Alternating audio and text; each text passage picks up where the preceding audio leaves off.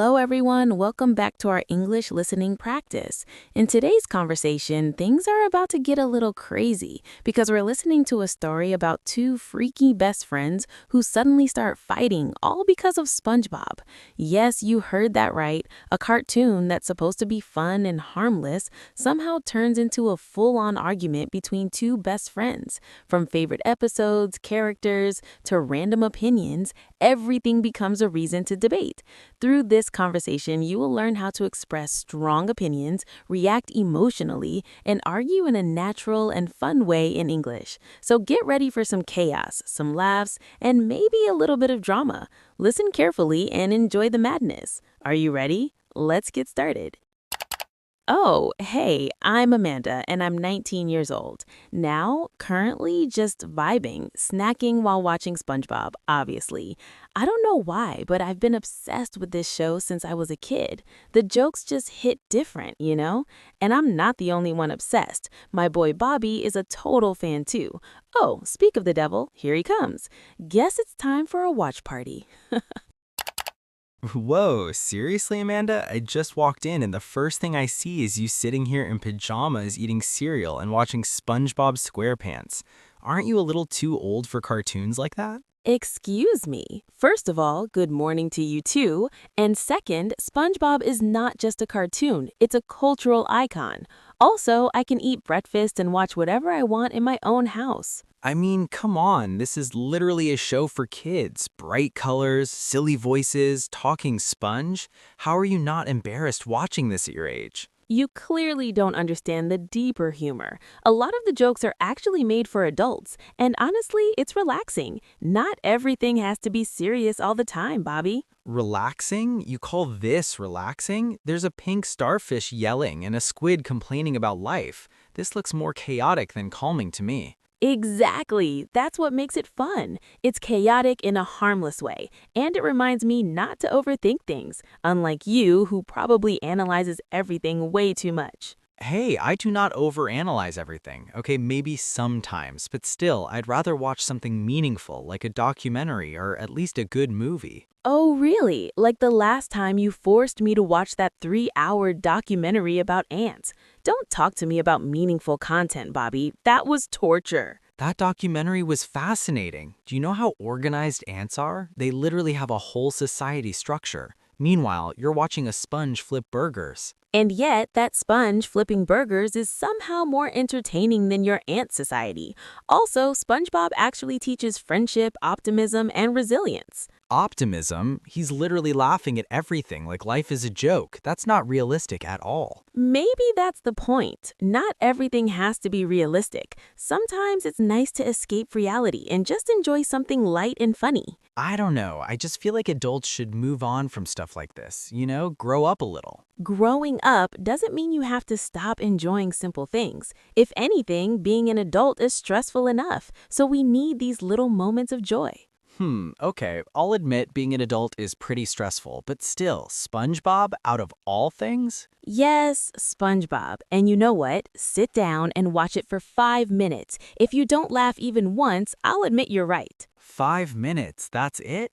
Fine, I can survive 5 minutes of this nonsense, but I'm telling you right now, I'm not going to laugh. We'll see about that. Just sit down, grab a spoon, and eat some cereal. You're already here anyway. Wait, is that chocolate cereal? Okay, maybe I'll stay a little longer, but only for the cereal, not for SpongeBob. Sure, keep telling yourself that. I've seen people come for the snacks and stay for the show. All right, what's even happening right now in this episode? Why is that squirrel wearing a suit underwater? That's Sandy. She's actually one of the smartest characters in the show. She lives underwater but comes from Texas, and she's a scientist. Okay, I'll admit that's kind of creative. A squirrel scientist living underwater is not something you see every day. Exactly. See? You're already getting into it. The show is weird in a good way, and that's why people love it. I didn't say I love it, I just said it's interesting. There is a difference. Give it time. You're still in denial. That's stage 1. Stage 1? What are the other stages, huh? Stage 2, you start laughing at the jokes. Stage 3, you ask me what episode this is. Stage 4, you start watching it on your own. Wow, you really planned this out, but I promise you I'm not going to reach stage 4. We'll see. Oh, did you just smile? No, I didn't. That wasn't a smile, that was a reaction. A reaction that looked suspiciously like a smile.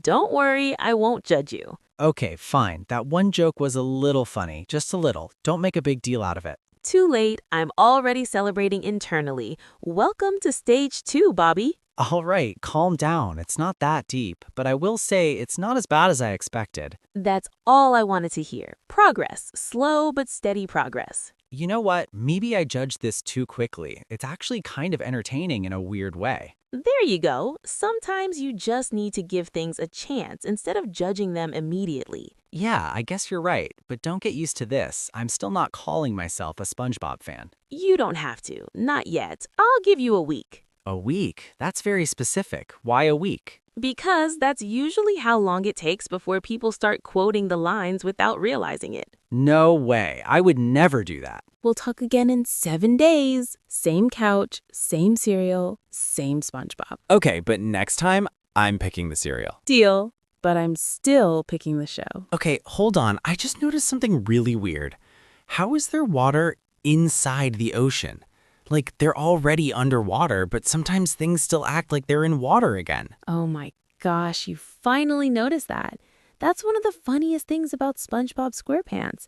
It makes absolutely no sense, but somehow it still works. No, seriously, I'm trying to understand it logically. They live in the ocean, right? So why do they splash water like they're not already surrounded by it? Because it's cartoon logic, Bobby.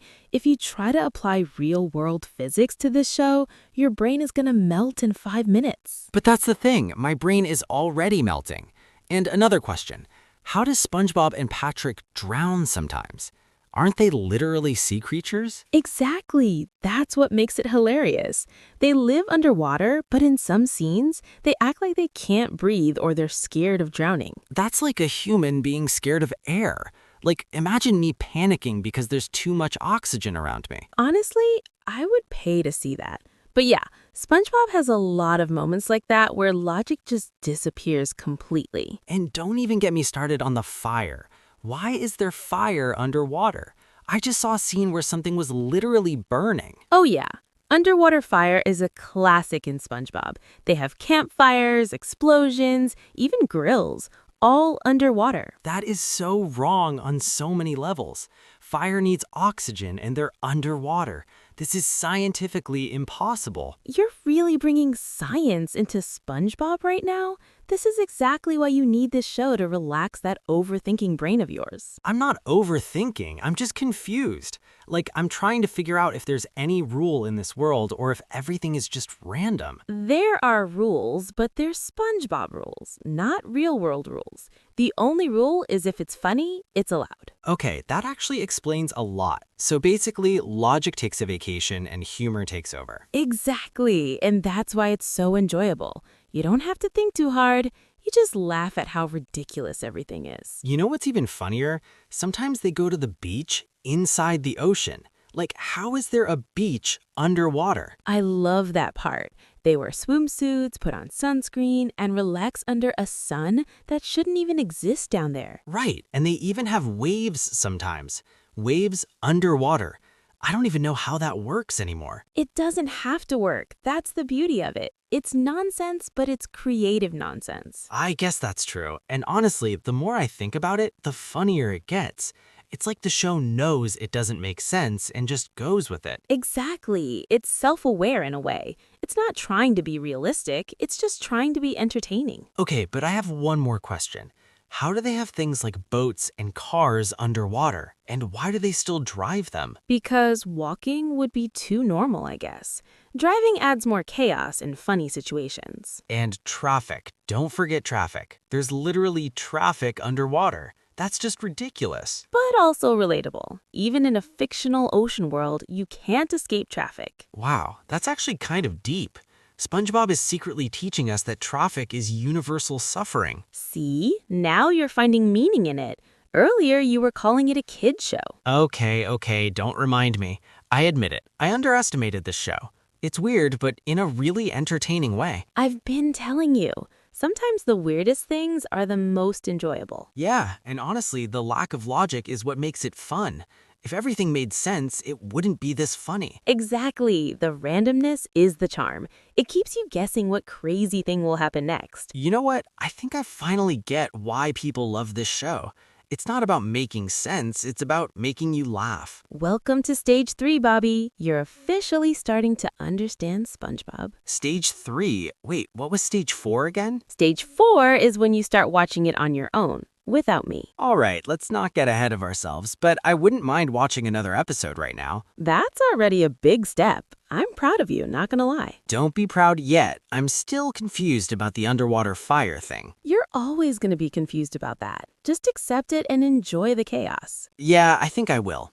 Honestly, confusion has never been this entertaining before. That's the SpongeBob effect. Confusion plus laughter equals happiness. All right, fine. Put on the next episode, but this time I'm actually paying attention. Deal. And don't worry, it only gets weirder from here. Okay, I thought I was done being confused, but nope, I just found something even weirder. Why does that worm sound like a dog? I just heard it bark. Oh yeah, the worm barking thing, that's one of the classic jokes. In SpongeBob SquarePants, worms are basically treated like dogs. That's so backwards. Worms don't bark? They don't even have voices like that. Why not just make it sound like, I don't know, a worm? Because a worm sounding like a dog is way funnier than a realistic worm. Imagine a silent worm. There's no joke there. Okay, fair point. But then explain Gary. He's a snail, right? Why does he meow like a cat? Exactly. Gary is basically SpongeBob's pet, just like a cat. So they gave him a cat voice to make it relatable. So let me get this straight. Worms are dogs, snails are cats. What's next? Fish acting like birds? Honestly, I wouldn't even be surprised if that happens in some episode. And wait, those jellyfish, why do they sound like bees? I literally heard buzzing when they were flying around. Yes, jellyfish and SpongeBob act like bees. They swarm, they buzz, and SpongeBob even jellyfishes like it's beekeeping. This show is basically mixing animals randomly and hoping no one questions it. Or maybe it's mixing them on purpose to make it more fun and unexpected. I mean, it definitely caught my attention. I've never seen a jellyfish that acts like a bee before. See, that's creativity. It takes something familiar and twists it into something new. Okay, I'll give them credit for that. But now I have a bigger question, and this one is really bothering me. Uh-oh, here we go again. What is it this time? Plankton's wife, Karen. She's a computer, right? How is she underwater and still working perfectly? Oh, wow. You're really thinking deeply about this show now. No, seriously. Electronics and water don't mix. She should be broken in like 2 seconds. In the real world, yes, but in SpongeBob's world, apparently computers are waterproof and fully functional underwater. Not just functional. She's talking, thinking, having emotions. She's basically alive. Exactly. She's more like an AI with a personality. Honestly, she's one of the smartest characters in the show. So you're telling me there's a fully sentient, waterproof computer living at the bottom of the ocean married to a tiny evil plankton? Yes, and somehow that's one of the most normal relationships in this show. That's insane and also kind of impressive. She's more advanced than real-world technology. Right? Maybe SpongeBob is secretly set in the future where underwater tech is super advanced. Or maybe the writers just said, let's make a talking computer wife and didn't care about the logic at all. Honestly, probably that second one. Still, I kind of like Karen. She seems smarter than Plankton most of the time. She definitely is. She's always the one giving him better plans, but he rarely listens. Typical. The smart one gives advice and the stubborn one ignores it and fails. Sounds familiar, doesn't it? Hey, are you trying to say something about me? I'm just saying, you walked in here judging SpongeBob, and now you're analyzing every detail like it's a science project. Okay, that's different. I'm just appreciating the complexity now. Appreciating the complexity, huh? That sounds like something a fan would say. I am not a fan yet, but I will admit all these weird details make the show more interesting. Exactly. The randomness keeps it entertaining. You never know what strange idea they'll come up with next. Yeah, like a barking worm, a meowing snail, a buzzing jellyfish, and a waterproof computer wife. That's quite a list.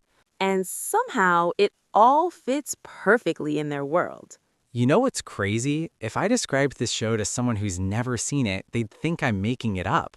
Exactly. That's part of the charm. It sounds ridiculous, but when you watch it, it just works. Yeah, I can't believe I'm saying this, but I'm actually enjoying how weird this is. There it is. That's the moment. You've officially accepted the weirdness. I guess I have, and honestly, I'm curious now. What other crazy things are in this show? Oh, you have no idea. This is just the beginning. All right then, I'm ready. Show me more of this underwater nonsense. With pleasure. Welcome to the full SpongeBob experience, Bobby. You know what? This whole Karen situation just made me think of something. It actually reminds me of people nowadays who treat AI like real companions. Oh, wow. You're right. I've seen that too. Some people literally talk to AI every day like it's their best friend, or even something more than that.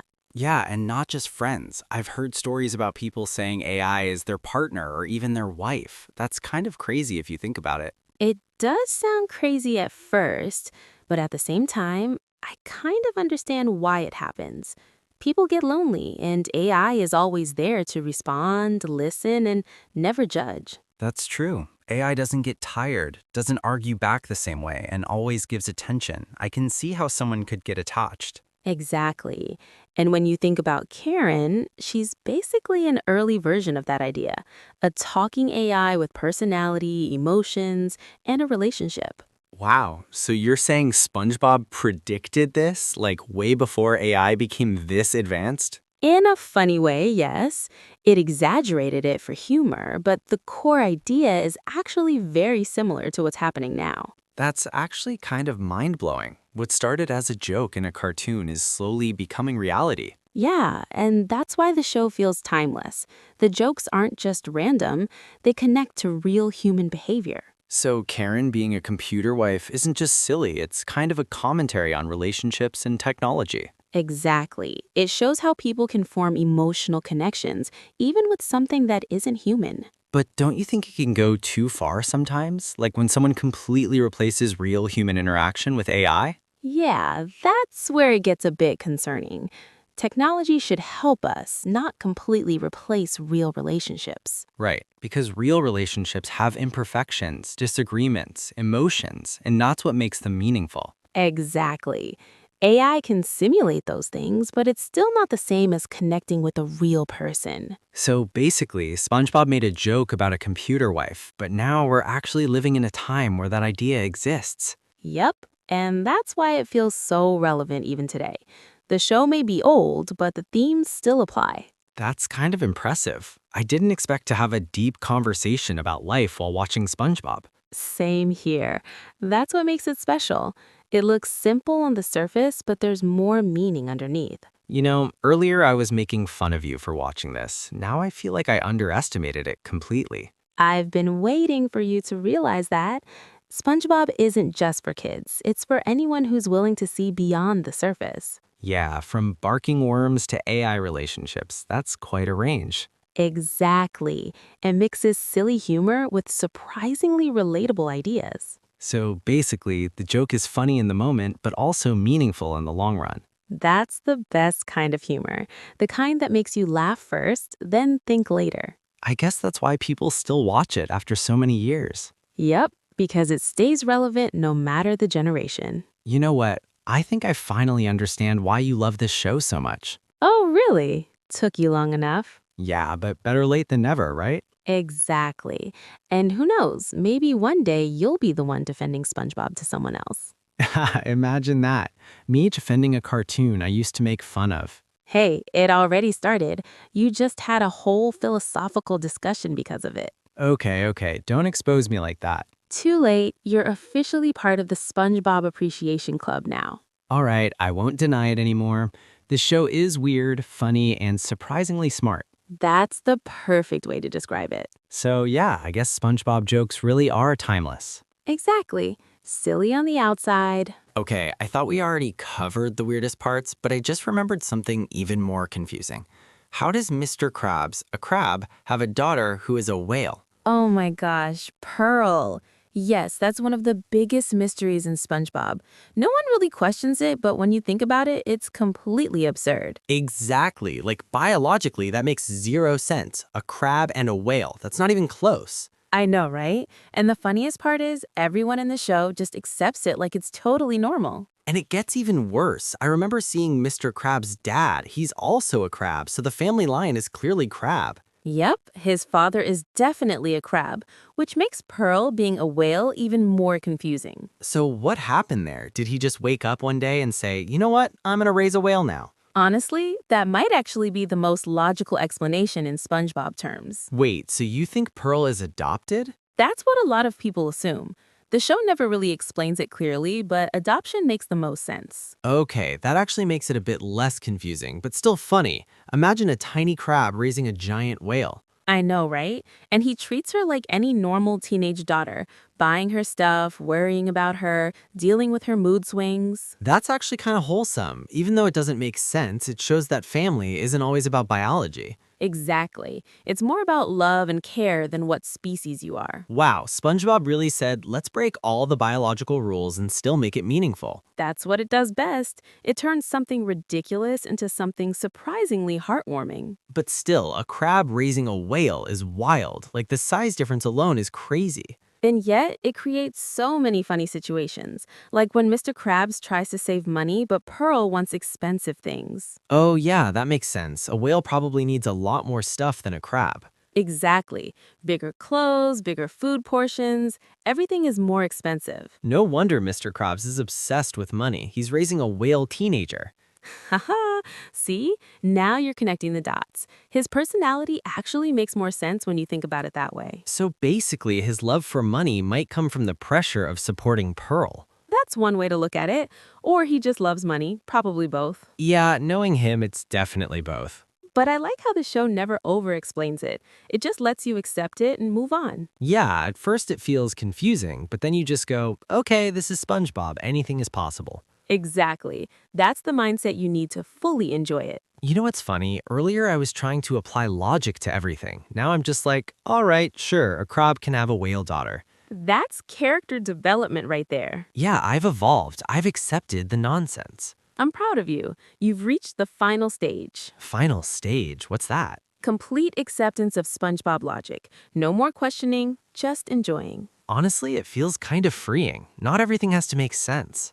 Exactly. Sometimes it's okay to just enjoy the weirdness. And somehow, even the weirdest things like a crab raising a whale can still feel meaningful. That's why the show lasts so long. It balances nonsense and heart perfectly. Yeah, I get it now. From AI wives to random animal logic to impossible families, it all just works. Welcome to the world of SpongeBob, where nothing makes sense but everything feels right. All right, I'm officially a fan now. I can't believe I'm saying that. I knew this day would come. Yeah, and honestly, I'm glad it did. Same here. Now sit back and enjoy the next episode, Mr. I Don't Watch Cartoons. Hey, don't call me that anymore. I've changed. Okay, I'll call you Bobby the SpongeBob fan instead. Okay, that actually sounds worse. You know what, Bobby? Now that you've officially accepted SpongeBob into your life, I have a very important question for you. What's your favorite episode so far? That's actually a tough one. I didn't expect to have a favorite this quickly, but there is one episode that really stuck with me. Oh, really? That was fast. All right, I'm curious now. Tell me which one and why you like it so much. It's the one where Squidward is actually happy for once, like genuinely happy, not annoyed, not stressed, just enjoying life. Wait, Squidward being happy? That already sounds rare enough to be special. What was happening in that episode? So basically, Squidward ends up going on this chill adventure to this place called Tiki Land with SpongeBob and Patrick, and surprisingly, everything feels calm and peaceful. That already sounds unusual. SpongeBob and Patrick being calm? Are you sure you watched the right episode? That's exactly why it's so funny. For once, they're not being chaotic. They're just relaxing, enjoying the vibe, acting all chill, and Squidward is loving it. Wow, that must have felt like a dream for him. No noise, no chaos, just peace. Exactly, and you can see how happy he is. He's finally in a place where everything feels perfect for him. Okay, I can already tell this is not going to end well. There's no way SpongeBob lets him stay happy like that. You already know, so everything seems perfect until the very end. Suddenly, the whole tiki place starts falling apart. Of course it does. What caused it? That's the funniest part. SpongeBob and Patrick casually admit that they built everything using nose hair or something ridiculous like that instead of proper glue. No way. Are you serious? That's so gross and so stupid at the same time. Yes, and they're so calm about it too. Like, oh yeah, maybe we should have used glue instead. Meanwhile, everything is collapsing around them. That's actually hilarious. Poor Squidward finally finds happiness and it literally falls apart because of their nonsense. Exactly. That contrast is what makes it so funny. His perfect moment gets ruined in the dumbest way possible.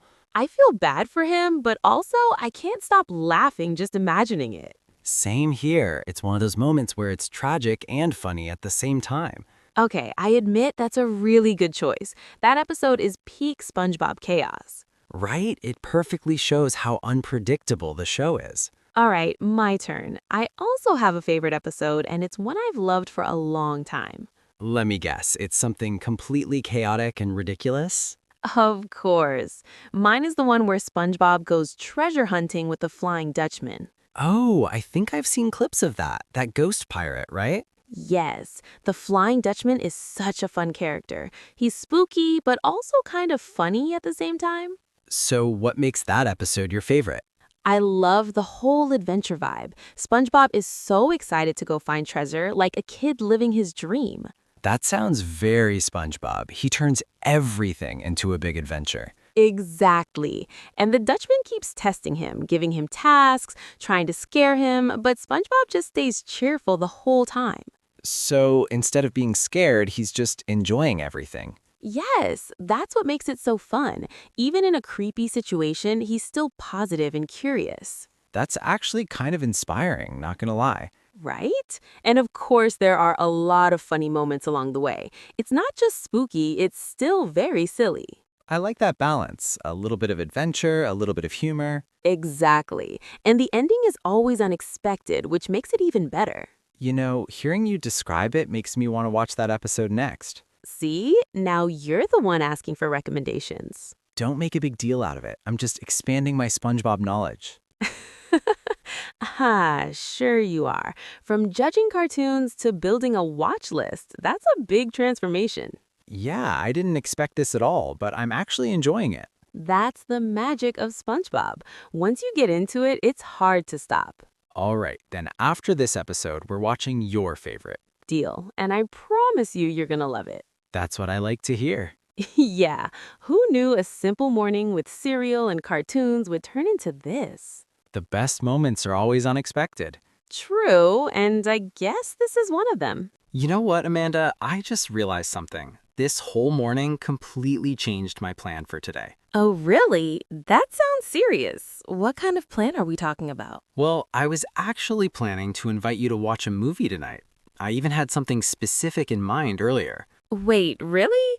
That's unexpected. So what movie were you thinking about? I was going to suggest watching something from the DC universe. You know, action, superheroes, big explosions, that kind of thing. Wow, that sounds very you. Lots of action, serious tone, dramatic scenes. I can totally see that. Yeah, that was the plan, but now, after everything we just talked about, I'm not so sure anymore. Don't tell me you're about to change your mind. I am. Honestly, I think I'd rather watch SpongeBob tonight. Wait, hold on. Did I hear that correctly? Bobby, want to go to the cinema to watch SpongeBob? Yes, I can't believe I'm saying this either, but yeah, I actually want to watch it. This is unbelievable. A few hours ago, you were making fun of me for watching cartoons, and now you're the one suggesting it. I know. Don't remind me. But after seeing how funny and surprisingly meaningful it is, I feel like watching the movie would be really fun. Honestly, I'm impressed. That's a huge character development right there. Hey, people can change, okay? And besides, I think watching SpongeBob on the big screen would hit differently. You're not wrong. The visuals, the jokes, the chaos, it would be even better in a cinema. Exactly, and this time I won't question the logic. I'll just sit back and enjoy the nonsense. I never thought I'd hear you say that. This is a proud moment for me. All right, don't get too emotional. So, what do you say? Movie tonight? SpongeBob instead of DC? Honestly, I was already excited the moment you said SpongeBob. So yes, I'm definitely in. Perfect. Then it's a plan. Tonight we officially go full SpongeBob mode. I love that. From breakfast cartoons to a cinema date, that's actually kind of wholesome. Yeah, not the day I expected, but definitely a good one. Sometimes the best days are the ones you don't plan. True. And I guess this all started because you were watching SpongeBob this morning. See? Never underestimate cartoons. Lesson learned. From now on, I'm keeping an open mind. Good, because I still have a lot of episodes to show you. Haha, one step at a time. Let's survive the movie first. Oh, you'll do more than survive. You're going to enjoy every second of it. I think you're right. And honestly, I'm actually excited. Same here. This is going to be fun. All right then, I'll pick you up tonight. Don't be late. Me? Late? You're the one who almost didn't understand SpongeBob. Okay, fair point. I'll make sure I'm on time. Good. And don't forget the snacks. Of course, popcorn, drinks, and maybe some chocolate. Perfect. Now that sounds like a proper movie night. Yeah, SpongeBob, snacks, and good company. What more do we need? Nothing. That's already perfect. All right then, see you tonight, Amanda. See you tonight, Bobby. So yeah, that was my convo with Bobby. We're low-key freakish for being this old and still beefing over SpongeBob, honestly. But it's fine. Just chill vibes only, not like anyone else knows our secret anyway. It stays between us. Thank you for listening to today's English practice. I hope this story helped you improve your listening skills and learn new vocabulary. I hope this lesson helped you improve your listening comprehension and understand English more naturally. Keep practicing every day, because consistency is the key to mastering a new language. If this video helped you improve your English, please like the video and subscribe to the channel for more English learning content. Thanks for watching and see you in the next video. Big God, big God, big